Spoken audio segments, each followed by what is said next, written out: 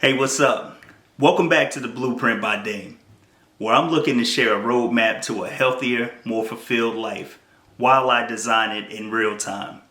But in this video, I'm looking to reflect on 5 books that completely changed my mindset and the way that I think about the world. The very first book that comes to mind, it was way above my reading level when I first encountered it, but that book is the Autobiography of Malcolm X. Chapter 1, called Nightmare. Malcolm said, all I had done was to improve on their strategy, and it was the beginning of a very important life lesson. That any time you find someone more successful than you are, especially when you're both engaged in the same business, you know they're doing something that you aren't. Now, he said that in terms of rabbit hunting. Basically, he was adopted by a family or taken into foster care, and they would go rabbit hunting on Saturdays. And instead of him sitting with the group in order to catch rabbits, he would separate himself and put himself in a better position to shoot more rabbits.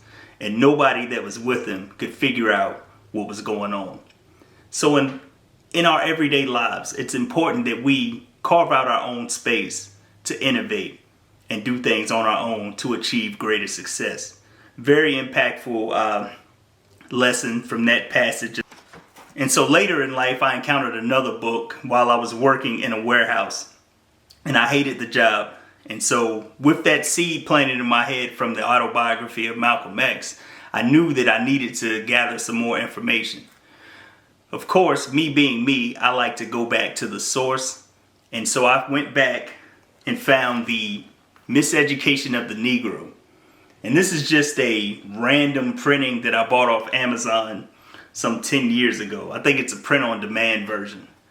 But in this book, Carter G. Woodson says something in his chapter about political education neglected, which is fitting with this being election season.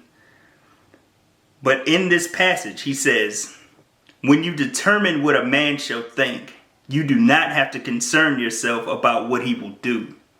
If you make a man feel that he is inferior, you do not have to compel him to accept an inferior status, for he will seek it himself.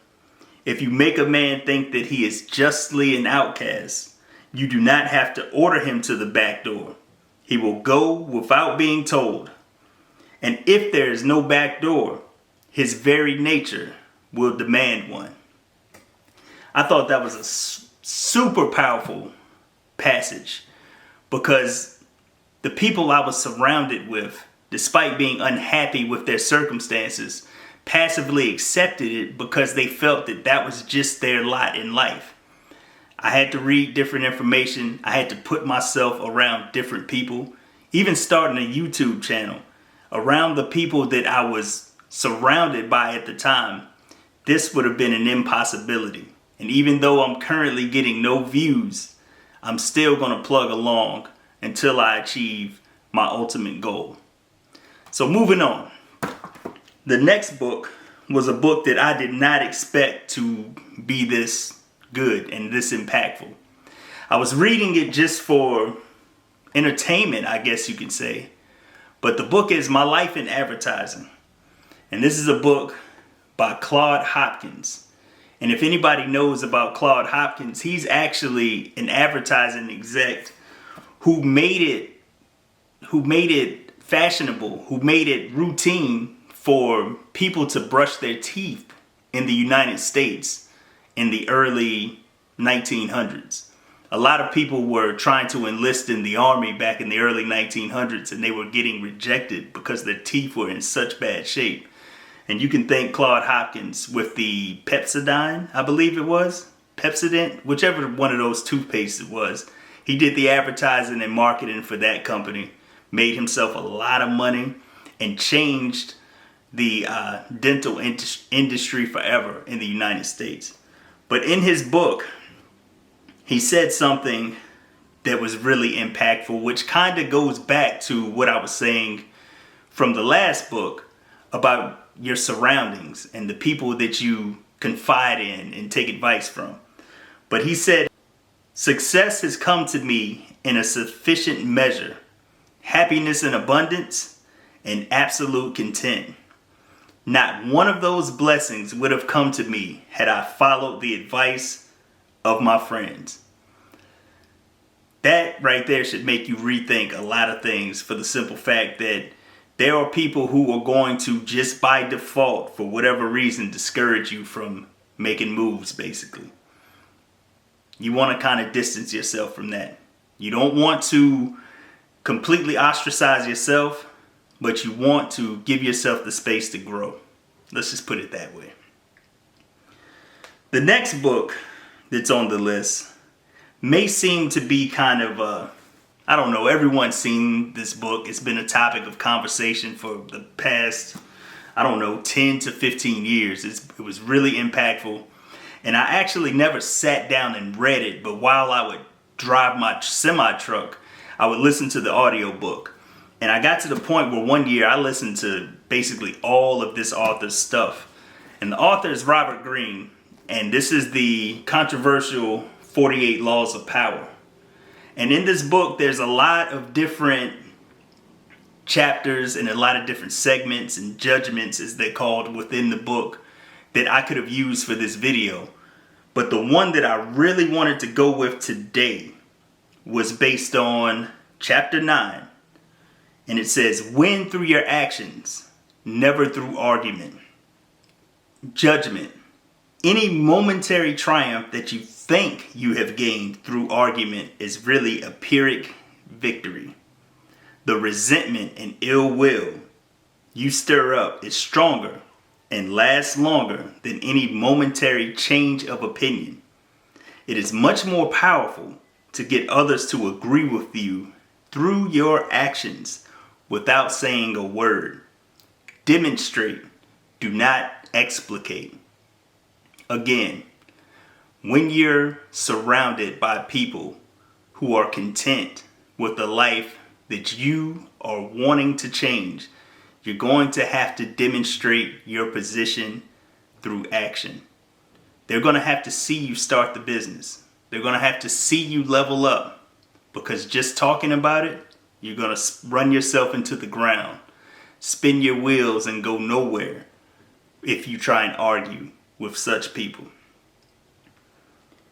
And lastly, a book that I wasn't expected to be this heavy. It's a book that actually, through its title, it kind of goes against, or is a counterculture movement to the Black Power movement. I didn't realize that at the time. I didn't have that context. And not to say that I agree with one side or the other, but it's good that we're all well-rounded, no matter who we are. We need to look at every perspective.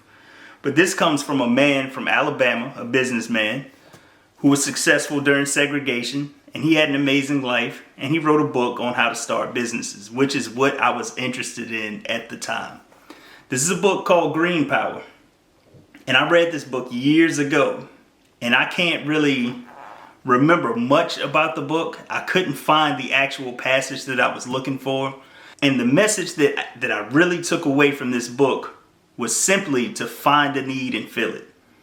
And when I first read that, I thought it was just I thought it was cheesy. I thought it was vague advice until I really started to think about it. And it runs opposite, or it makes us think in a different way from how we're trained.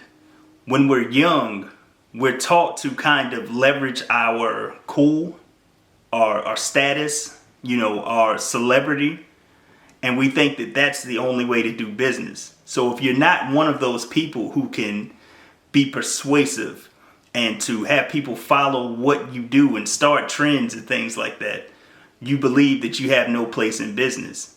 So if you're not a rapper, or if you're not an athlete, or if you're not just, a beautiful model, you don't think that you're able to find an entryway into business. But for the rest of us who don't have that kind of swing or that kind of pull, we just have to find a need and fill it. Look around your surroundings. There's something that someone needs to have done that they could use your expertise for.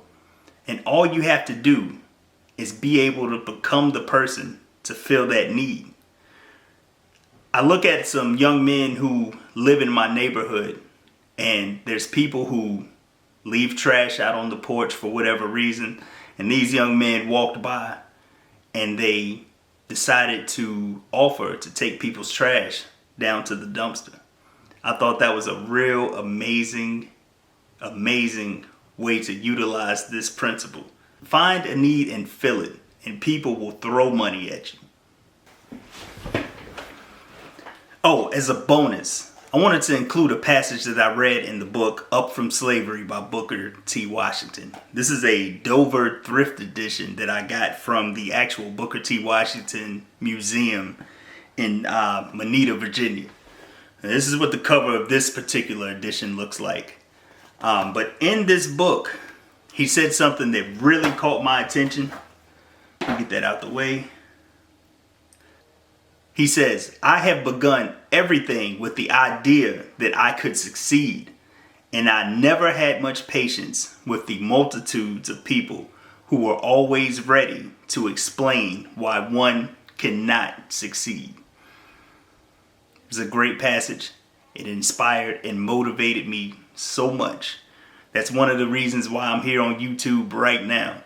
If any of these books or passages resonated with you, leave a comment down below, like the video, subscribe to the channel, because I'm looking to connect and build a community with people who are ready to make bold moves and experience breakthroughs. I'll catch you in the next video.